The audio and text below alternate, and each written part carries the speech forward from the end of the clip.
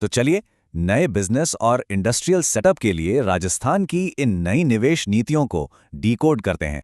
Target एकदम clear है, green growth और ग्लोबल टक्कर के साथ सीधे $350 बिलियन की इकोनॉमी बनना।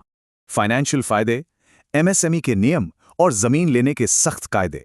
आइए इस पूरे रोड मैप को समझते हैं। अब ये REPS 2024 पॉलिसी देखिए। इसका सीधा मकसद है बिजनेस की लागत कम करना और तगड़े इंसेंटिव्स देना। सबसे कमाल का फायदा, पूरे 7 साल तक इलेक्ट्रिसिटी ड्यूटी 100% माफ। ये सच में एक गेम चेंजर है।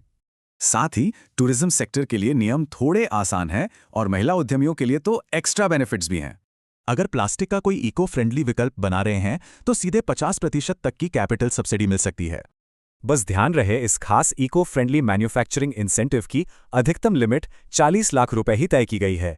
लेकिन इन फायदों को उठाने के लिए MSME क्लासिफिकेशन को सही से समझना बहुत जरूरी हो जाता है।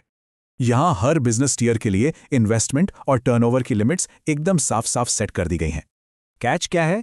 MSME के लिए ये सारे इंसेंटिव्स सालाना 5 करोड़ रुपए की लिमिट पर कैप किए गए हैं। चलिए अब रीको के नियमों की तरफ बढ़ते हैं। आखिर इंडस्ट्रियल जमीन हासिल करने का इंफ्रास्ट्रक्चर रूल क्या है? अगर MOU साइन हो चुका है तो रिजर्व प्राइस पर सीधे इंडस्ट्रियल प्लॉट का अलॉटमेंट मिल जाता है। पर हाँ, ये जमीन सिर्फ कैप्टिव यूज के लिए होती है और वो भी पूरे 99 साल की लीज पर। लेकिन जमीन मिलना तो बस शुरुआत है। इसके बाद कंस्ट्रक्शन से जुड़े काफी सख्त नियम लागू हो जाते हैं। टाइमलाइन एकदम फिक्स है। 6 महीने में कंस्ट्रक्शन शुरू और 2 साल के अंदर पूरी फैसिलिटी चालू हो जानी चाहिए। बिल्डिंग रूल्स भी सख्त हैं। अलॉट हुई कुल जमीन का कम से कम 15% हिस्सा कवर्ड होना ही चाहिए। वैसे सेमीकंडक्टर्स, डेटा सेंटर्स और एरोस्पेस जैसे हाईटेक सेक्टर्स को तो राज्य सरकार और भी ज्यादा बढ़ावा दे रही है।